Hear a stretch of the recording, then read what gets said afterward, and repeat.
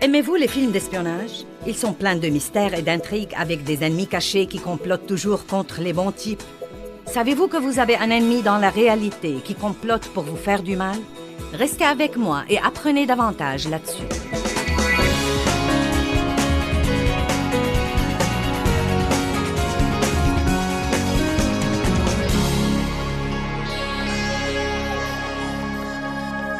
Eh bien, vous savez, je ne crois pas que nous devons prêter trop d'attention au diable, mais nous n'osons pas l'ignorer non plus, parce qu'il est bien vivant sur la planète Terre et il nous cause tous les problèmes que nous avons. Et nous devons en vérité de temps en temps nous secouer et nous rappeler que nous avons en fait une autorité sur le diable.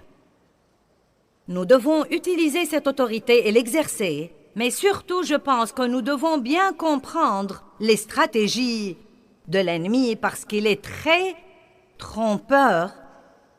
Et la plupart du temps, c'est lui qui fait le travail et tous les autres sont accusés. Et personne ne sait vraiment que c'est lui.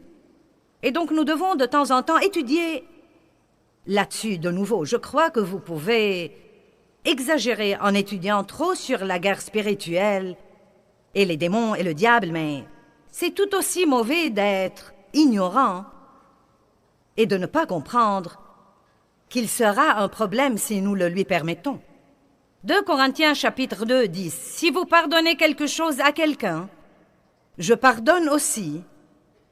Et ce que j'ai pardonné, si j'ai pardonné quelque chose, c'est à cause de vous, en présence et avec l'approbation de Christ le Messie. J'ai fait ça pour ne pas laisser à Satan l'avantage sur nous, car nous n'ignorons pas ses ruses et ses desseins. Le fait d'être ignorant ou mal informé ou manquer de connaissances cause beaucoup de problèmes incroyables.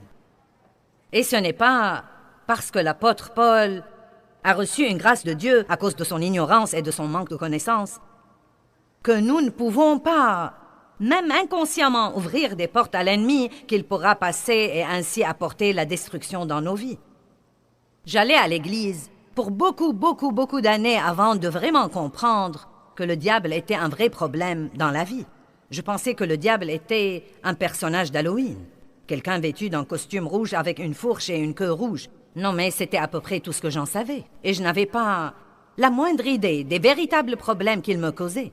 Je n'avais pas la moindre idée, par exemple, des portes que j'ouvrais quand je restais fâché contre les gens et je faisais ça fréquemment. Croyez-moi, il y a des nombres incroyablement énormes de chrétiens fâchés. Et cela pose des problèmes incroyables dans la vie des gens. Vous pouvez avoir toutes les semaines 40 occasions d'être offensé, mais vous n'êtes pas obligé d'en profiter.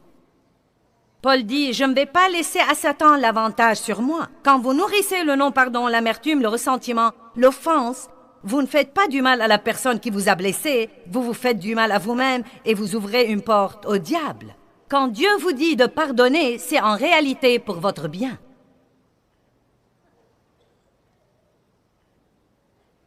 Nous devons nous rappeler que Satan est trompeur et nous devons garder ses portes fermées. 1 Pierre chapitre 5, verset 8. Juste quelques versets pour avoir une petite assise.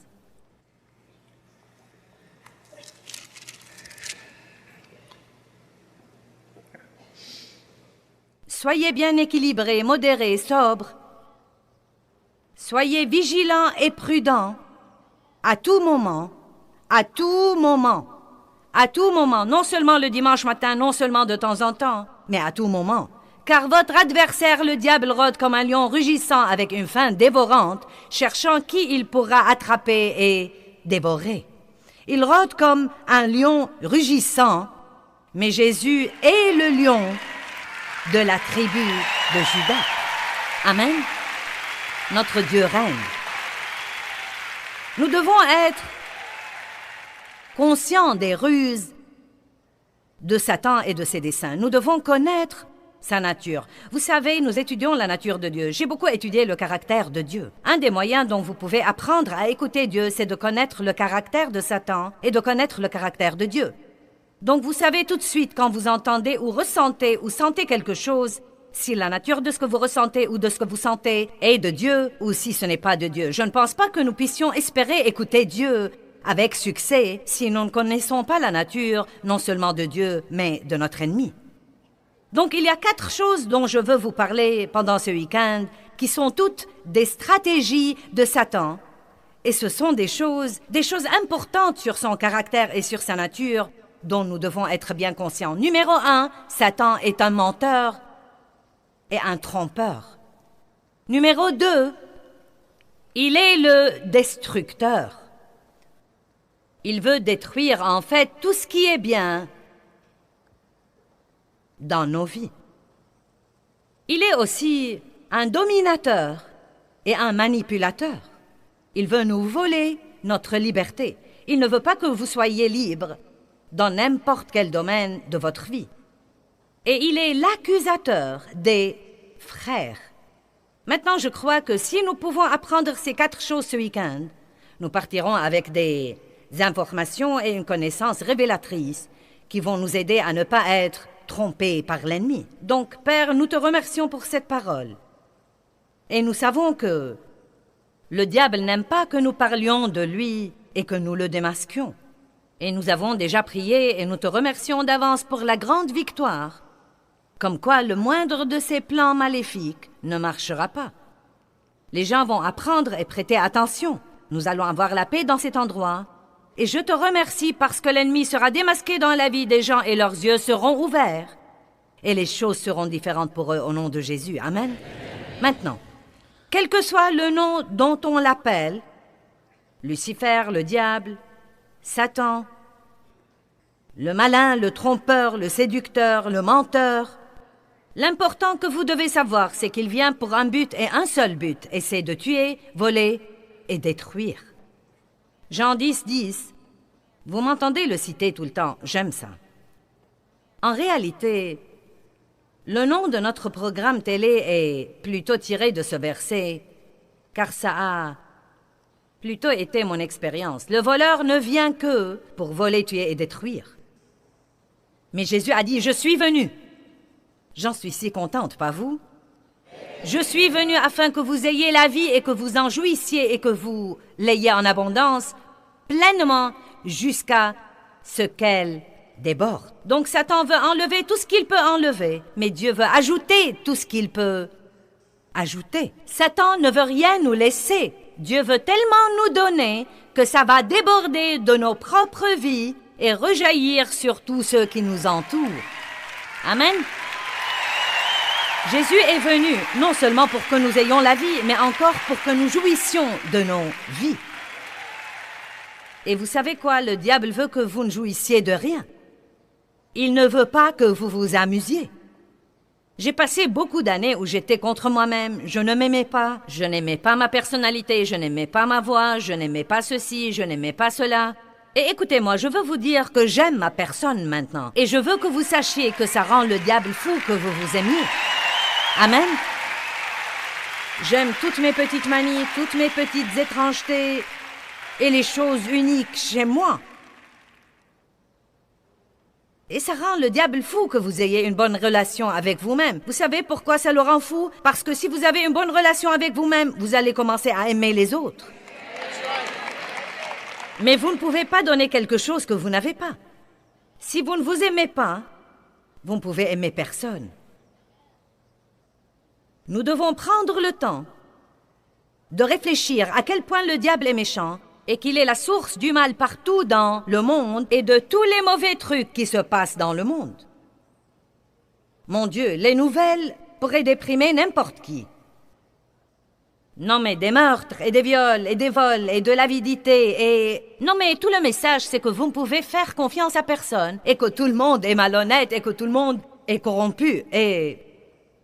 Satan est la source de tout ça. Maintenant, ça ne veut pas dire que les gens qui font ces mauvaises choses n'ont pas de responsabilité, mais quand ils se sentent avides, beaucoup d'entre eux, par manque de connaissances, ne savent même pas que c'est le diable qui essaye de les voler. Ils pensent que plus ils amassent d'argent, plus ils seront heureux, et ils sont loin de savoir que plus ils l'amassent par les mauvaises voies, plus ils seront malheureux. Vous savez, nous pourrions dire, eh bien, vous savez, avec tout ce mal qui a lieu, si Dieu est si bon, et si Dieu est grand, et s'il est tellement plus puissant que l'ennemi, pourquoi donc semble-t-il maintenant que c'est l'ennemi qui gagne? Nous avons déjà lu la fin du livre, donc nous savons que ce ne sera pas le cas. Mais je peux vous dire ce qui se passe, à mon avis. Tout d'abord, les gens sont passifs. En général, les gens sont passifs. Et si vous choisissez activement Dieu, et si vous choisissez les voies de Dieu, toute personne qui fait ça ressemble à un peu de lumière dans l'obscurité. Et s'il y avait des millions de petites lumières dans le monde, des tas de bonnes choses arriveraient. Vous voyez, beaucoup de gens qui se font appeler chrétiens ne font rien pour aider les autres. Une grande partie de notre enseignement dans l'Église charismatique chrétienne et dans l'Église de la parole et de la foi a été « Comment pourrais-je avoir tout ce que je veux en utilisant ma foi ?»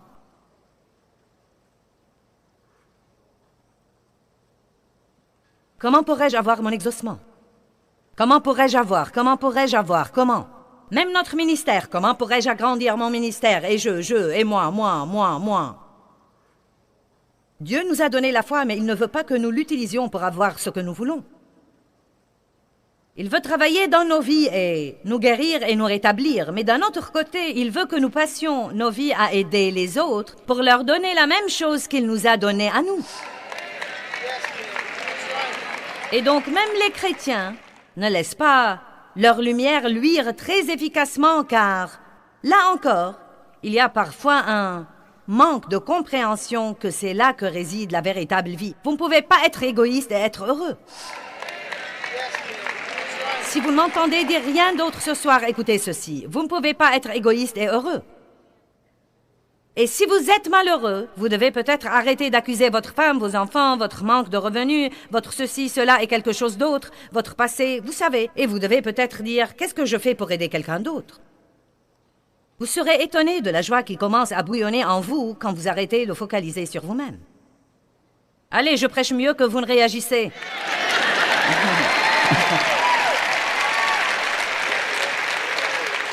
Donc, si nous avions assez de lumière et assez de personnes qui vivent agressivement le style de vie chrétien et qui marchent dans l'amour, nous n'aurions pas toute la méchanceté que nous avons aujourd'hui. Mais ce qui arrive, c'est que nous restons passivement là à ne rien faire et nous souhaitons que Dieu fasse quelque chose et nous souhaitons que le gouvernement fasse quelque chose. Nous souhaitons et nous ne comprenons pas pourquoi personne ne fait rien. Et vous savez, nous voulons que eux fassent quelque chose. Et vous savez, j'ai finalement compris que eux, c'est nous. Qui est eux? Eux, c'est nous. Et chacun de nous a la responsabilité de jouer son rôle. La Bible dit que vous pouvez chasser un démon. Ce démon reviendra, et s'il trouve la maison qu'il avait occupée vide, balayée et ornée, il y retournera et amènera avec lui 7 autres démons. Eh bien, c'est un tel message sur la passivité versus l'activité. Vous voyez, ce qui arrive, c'est que si nous croyons tous agressivement Dieu et si nous allumions nos lumières, nous ne verrions pas l'obscurité qui est dans le monde aujourd'hui. Mais quand les gens ne font rien, le mal aura le dessus. Est-ce que vous me comprenez? Le mal a le dessus parce que les croyants ne sont pas assez actifs. Ça ne suffit pas de s'asseoir sur un banc d'église une fois par semaine, le dimanche matin, pour 45 minutes. Aller à l'église le dimanche ne résout pas tous les problèmes que vous avez et ne répare pas ce qui ne va pas dans le monde. Nous devons sortir de l'église dans les rues, nous devons sortir dans les marchés, dans nos écoles, dans le gouvernement, dans nos emplois. Et j'espère avoir le privilège de consacrer le reste de mon ministère et de ma vie à enseigner aux gens ce principe de Jésus-Christ. Je vous donne un commandement nouveau. Aimez-vous les uns les autres comme je vous ai aimés. Et nous devons apprendre ce que cela veut dire et que ce n'est ni des paroles en l'air, ni une théorie. Mais cela veut dire aller au monde et être une lumière qui brille dans un endroit sombre. Écoutez-moi, quand la lumière est allumée, l'obscurité doit s'en aller. Maintenant, Juste pour vous montrer de quoi je parle, je veux que nous prenions le temps de regarder un verset, deux en réalité, dans le livre d'Agée, chapitre 2, versets 12 et 13, et je veux vous les montrer sur l'écran. Agée, chapitre 2, versets 12 et 13. Je trouve que ces versets sont très instructifs et ils enseignent un grand principe. Une question était posée sur la viande qu'ils offraient comme sacrifice à Dieu versus la viande que l'on offrait aux idoles. Et donc il dit, si quelqu'un porte dans le pan de son vêtement de la chair consacrée, parce qu'elle est offerte en sacrifice à Dieu, et qu'il touche avec le pan de son vêtement du pain, des mets, du vin, de l'huile ou un aliment quelconque, ces choses seront-elles sanctifiées et consacrées exclusivement au service de Dieu? Et les sacrificateurs répondirent non. Comprenez bien ceci, la sainteté n'est pas contagieuse. Ils ne pouvaient pas se sanctifier parce qu'ils portaient quelque chose de saint. Cela doit être un choix personnel. Maintenant, comprenez bien ceci. Vous pouvez attraper la maladie, mais vous ne pouvez pas attraper la santé.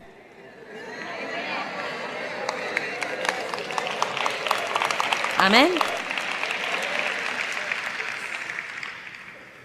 La piété doit être choisie, mais l'impiété sévit si les gens ne font pas activement de bons choix. Vous voyez, toutes ces choses de marcher dans l'amour et du fruit de l'esprit ou de la patience ou n'importe quoi, vous devez les faire exprès. Ce n'est pas un sentiment, c'est une volonté. Et le problème, c'est que les chrétiens sont devenus passifs. Satan devient un manipulateur et un dominateur, et nous voulons sentir l'envie de faire les choses. Je vais accorder une importance particulière à cette question l'année prochaine. Nous devons arrêter de compter tellement sur nos sentiments. C'est une volonté. Nous voulons faire le bien. Nous décidons de revêtir l'amour. Nous décidons de sortir dans l'obscurité et nous décidons d'allumer notre lumière, quel que soit notre sentiment. Maintenant, regardons la deuxième partie de ce verset. Puis Agée dit, si quelqu'un souillé, selon le cérémonial d'usage, par le contact d'un cadavre, touche toutes ces choses, seront-elles, selon le cérémonial d'usage, souillées? Et les sacrificateurs répondirent, elles seront souillées, car l'impiété est contagieuse. Maintenant, voilà comment ça marche pour le dire simplement. Vous pouvez attraper le mal si vous le côtoyez sans rien faire. Donc, vous allez dans le monde où se trouve toute la méchanceté et où le monde est plein de tant de mauvaises choses. Et si vous ne faites pas agressivement de bons et de justes choix et si vous ne laissez pas luire votre lumière, vous commencerez à devenir comme eux. Et le triste dans l'histoire, c'est que ça peut arriver subitement et un petit peu à la fois et probablement que vous ne le saurez même pas. Je crois que nous avons tant de compromis dans notre marche chrétienne en ce moment que les gens n'arrivent même plus à savoir distinguer entre le bien et le mal. Le mal est devenu bien et le bien est devenu mal. Et il y a de plus en plus de compromis et les gens trouvent de plus en plus d'excuses pour faire les bêtises qu'ils veulent faire et que Dieu condamne clairement dans sa parole. Et nous devons avoir les messages qu'il faut sur nos chairs. C'est tellement merveilleux d'encourager les gens. C'est tellement merveilleux de leur dire que Dieu veut qu'ils réussissent et qu'ils prospèrent et qu'il veut les guérir et les bénir. Oui, amen, je crois tout ça. Et nous devons l'entendre pour être encouragés. Nous ne devons pas être tabassés chaque fois que nous allons à l'église, mais on doit nous dire aussi que Dieu est Dieu et qu'il doit être respectueusement craint et qu'il entend ce qu'il dit et que nous ne pouvons pas savoir le bien et choisir exprès de faire le mal et nous attendre à être protégés. Amen. Nous devons donc commencer à faire des choix. Et laissez-moi vous dire quelque chose. Écoutez-moi. N'attendez pas que quelqu'un d'autre soit le premier à faire un bon choix. Ne vous avisez pas de dire Eh bien, pourquoi devrais-je être le seul? Pourquoi ne seriez-vous pas le seul? Pourquoi ne seriez-vous pas celui qui mène une révolution de justice? Pourquoi ne seriez-vous pas celui qui prend l'initiative et commence à faire ce qu'il faut et à faire de bons choix? Vous seriez étonné du genre de leader que vous seriez. Les gens cherchent quelque chose de bien et de juste et de sain pour le suivre. Ils attendent que nous prenions l'initiative et que nous prenions notre place. J'en ai assez des incroyants qui raillent les personnes chrétiennes. Mais à certains égards, je ne les blâme pas. Car croyez-moi, nous devons avoir plus qu'un autocollant et une croix en strass et une grande Bible et un magnétophone. Amen. Et je ne vais pas aller dans le monde et être passive et attraper toutes les maladies mortelles qui sont là. Je vais aller agressivement et je vais essayer de contaminer les autres avec ce que j'ai. Et je vais le faire exprès. Amen. Donc cela veut dire que vous devez vous lever tous les jours et ne pas vivre pour vous-même. Eh bien, ça n'a pas l'air très amusant. Eh bien, vous vous amusez en faisant ce que vous faites maintenant? Soyons conscients de Satan, mais ne focalisons pas excessivement sur lui. Cependant, comprenons que la passivité est l'une des plus grandes stratégies de l'ennemi. Il vient contre notre volonté et nous comptons beaucoup sur nos sentiments. Nous en parlerons davantage dans une autre leçon. Jean dit que Satan est un menteur et que la vérité n'est point en lui. Il travaille continuellement pour tromper les gens, pour les amener à croire les mensonges. Cependant, si nous croyons les mensonges, ils deviendront vérité pour nous, bien qu'ils ne soient pas vrais en réalité. N'est-ce pas étonnant que vous pouvez croire un mensonge? Il n'est pas du tout vrai, mais pourtant, si vous le croyez, il devient votre vérité, il devient votre réalité. Parce que la Bible dit « Qu'il vous soit fait selon votre foi », et l'homme est comme il croit en son cœur. Et j'aimais Dieu autant que je savais l'aimer. Mais on ne m'a pas appris ce que je devais apprendre pour comprendre vraiment toutes ces choses. Par exemple, comme je l'ai dit, j'allais à l'église pour des années et je ne savais même pas que le diable était un problème. Je ne savais vraiment pas qu'il était un problème. Non, mais je l'ai vu dans les pages de la Bible et je savais qu'il avait des disputes avec Jésus, mais je ne savais vraiment pas qu'il était un problème dans ma vie aujourd'hui.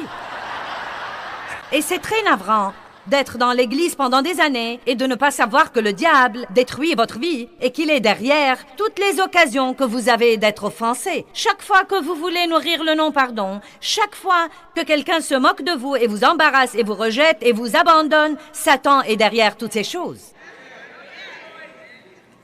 Et donc, c'était le début d'un grand changement pour moi. En fait, j'ai lu un livre, je ne sais même pas s'il existe toujours, intitulé « Satan est bien vivant sur la planète Terre ». Et c'était comme « Wow !» J'ai commencé à comprendre que tous ces problèmes que j'avais dans ma vie n'étaient pas « Eh bien, ça va. Ainsi va la vie. » Essayez de vous débrouiller jusqu'à arriver au ciel et continuez à aller à l'église tous les dimanches et vivez dans votre cul-de-sac chrétien et tournez, et tournez, et tournez. Allez! J'espère pouvoir tenir jusqu'à ce que Jésus revienne. Comment vas-tu, Joyce, sous le feu des attaques?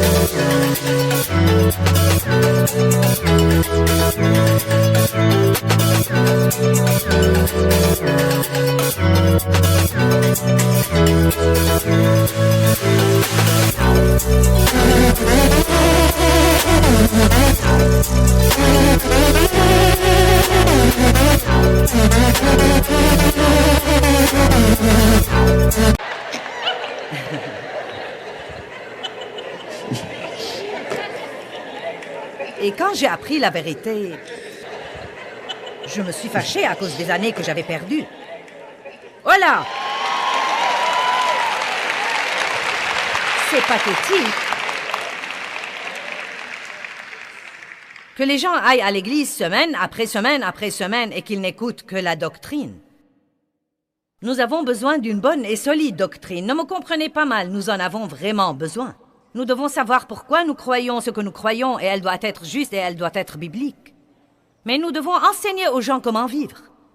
Nous devons enseigner aux gens comment aller au monde et être ce que Dieu veut qu'ils soient et comment avoir la vie que Jésus est mort pour qu'ils aient. Je crois que la plus grande tragédie, c'est que quelqu'un croit, en fait, que Jésus est mort pour lui et qu'il le reçoive comme son sauveur et ne jamais avoir aucune victoire pendant qu'il est sur terre. Je crois que c'est tragique. Jésus n'est pas mort pour que nous puissions à peine nous débrouiller jusqu'à ce qu'il revienne pour nous sauver. Il a dit, le voleur ne vient que pour voler, tuer et détruire. Mais je suis venu afin que vous ayez la vie et que vous en jouissiez et que vous l'ayez en abondance pleine.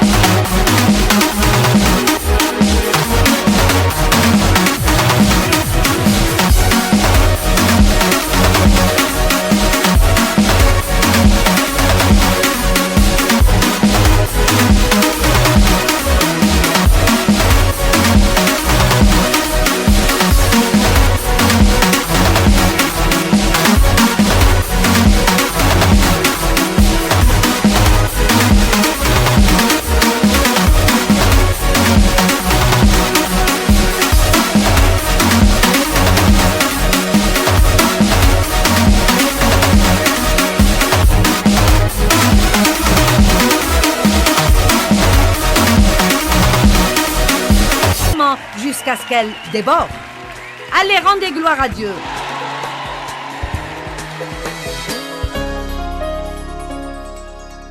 Nous supportons beaucoup de fois des trucs que nous ne sommes pas obligés de supporter parce que nous ne nous rendons pas compte que Dieu nous a donné le pouvoir et l'autorité.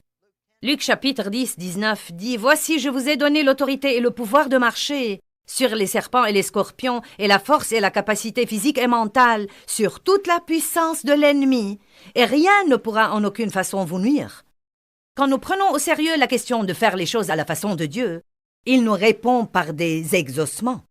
Quand nous devenons proactifs contre les plans de notre ennemi, l'ennemi recule vite.